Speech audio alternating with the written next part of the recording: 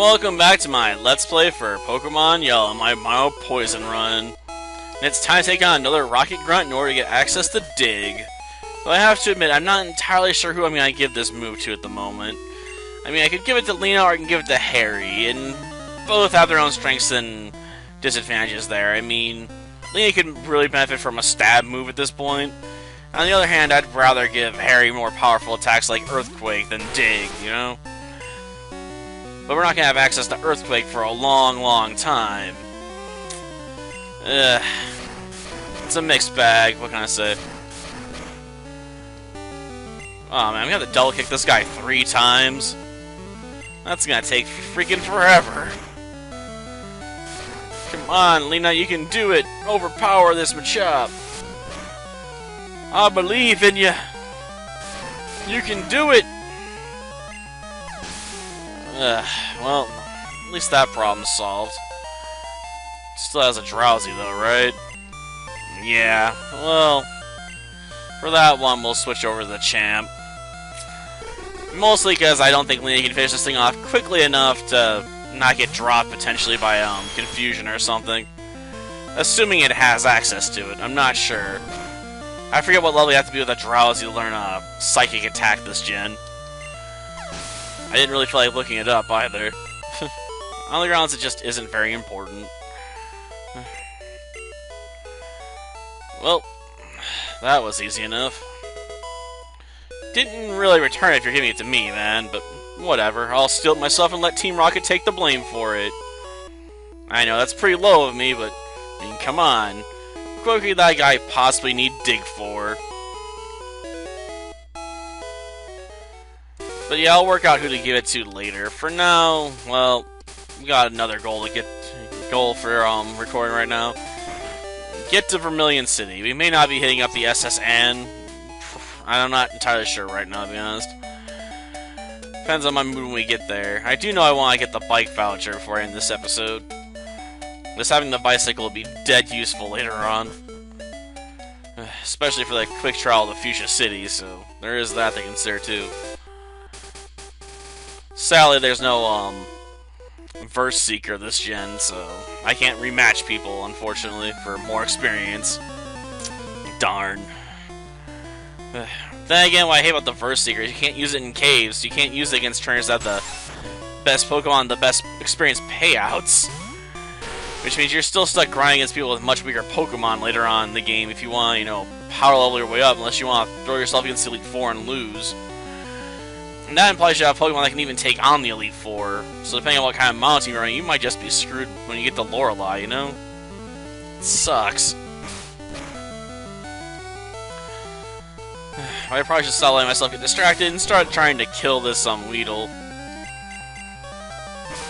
Why you'd have a level 16 Weedle? I have no idea. Maybe he's doing a challenge run himself.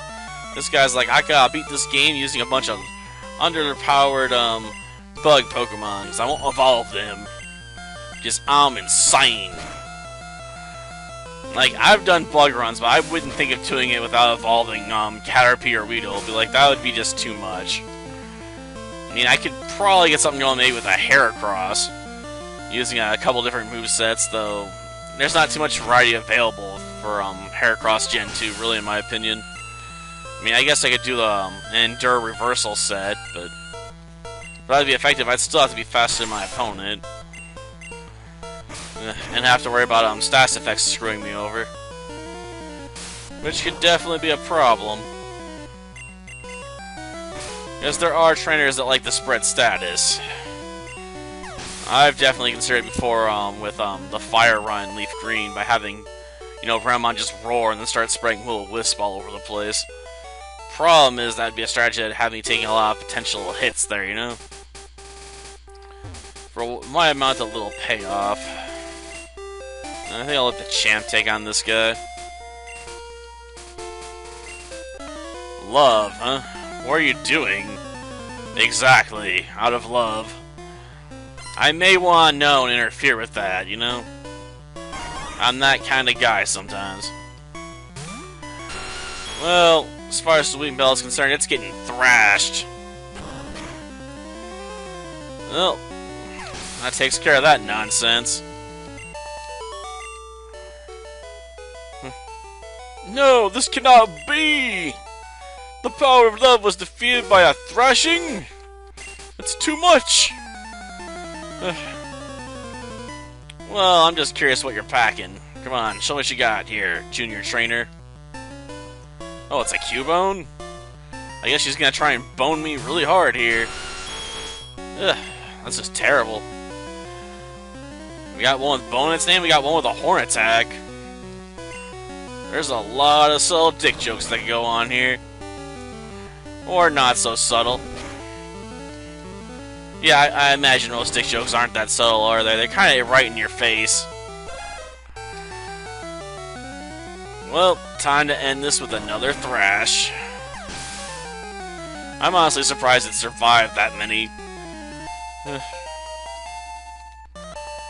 Well, that takes care of that problem. Probably could have let Lena handle that one, to be honest. Oh, whatever. We'll put Lena back up front. She's definitely wounded, though. We do have one potion left, and I feel like wasting it. I mean, the upcoming battles, I'd rather have super potions than just regular potions anyway, so might as well use it up. Plus, I might need that just to endure what's to come, right? Oh gosh darn, it's a Butterfree. It's definitely got no confusion. Depending on how this guy runs it, I mean, the one in the Gen 3 remake just runs status effects. Oh great, Supersonic. Well, we'll drop the champ.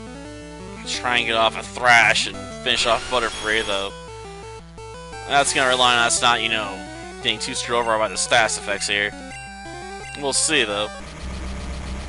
Paralyzed and confused. Great.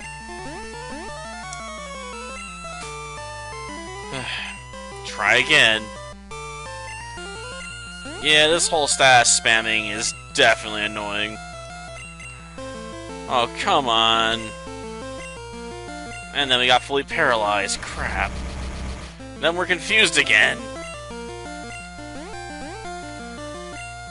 We got past the confusion check, but then got locked up. Man, my Neo King's gonna get taken out by a freaking Butterfree. Finally. Took you long enough. Aw, man, it wasn't enough to even kill it.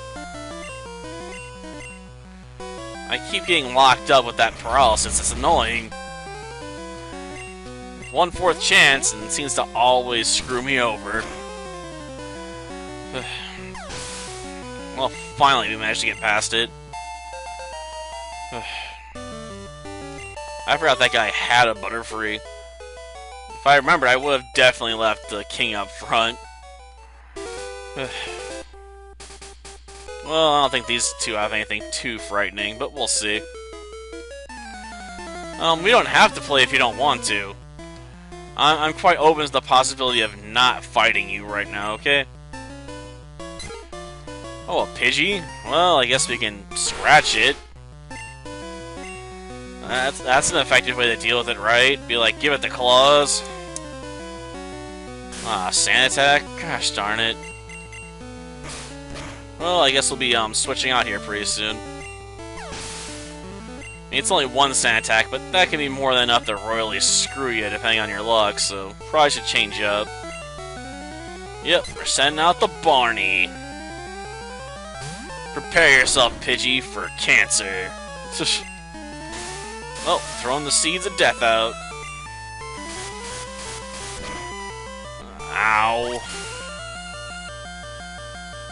Oh wait, I forgot. Gust is a normal attack this gen. Jeez. That's not really worth running, though. I mean, I could definitely tackle this thing, but it wouldn't do enough damage, in my opinion. And I can always let Leech Seed, you know, help out Lena anyway, so... It's basically the same effect, and Scratch is definitely gonna do more damage overall anyway. Oh, it failed this time. Good.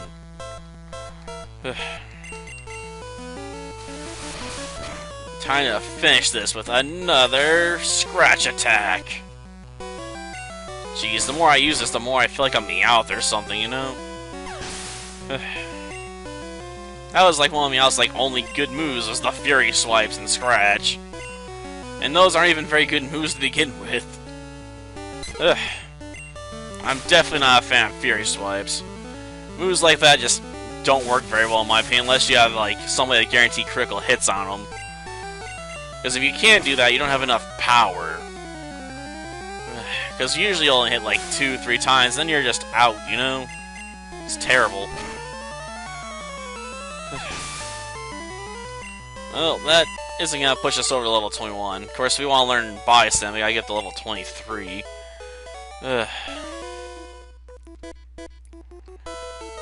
Not really, but I guess we can talk if you want to. And by talk, I mean battle. Because that's the only thing we can do in this game. Oh, it's a sparrow? Well, time to do the catch scratch again. You're my scratching post. How does it feel to be a scratching post, bird?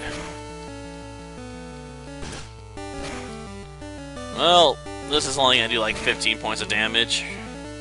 At most. Because in this gen, if it's not a critical hit on the first shot, it's not going to critical at all. So yeah. The only good thing about Fury Swipes and stuff with this gen is that if it does critical, it's going to be at least 2 critical hits. Potentially 5. But it's just not reliable enough unless you have someone that has a really high critical hit chance. And considering critical is based on speed, that's not always very helpful. I mean, that's one of Raticade's only real tactical advantages. It's pretty fast, so it's got a decent critical hit rate. It's got nothing on some of the electric types this gen, but hey, it's trying.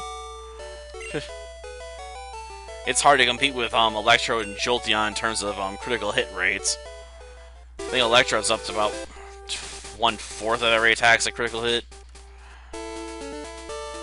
Well, guess we'll get our bike voucher and call it quits for this episode. It's alright, I just wanted to double check the placement of certain items in the SSN anyway. Well, I'm glad you're happy, Pikachu, but that's not why we're here. Yeah. I honestly couldn't handle having that many Pokemon nowadays. I don't want to grind them out too much. I have to admit, I have a soft spot for Rapidash, but that's mostly because it's helped me out in the fire run for getting some flinches at pivotal moments. Not as helpful as Vulpix, but hey, it's running part of a flinch strategy in that one. And I definitely need to put some of these items in my PC at some point.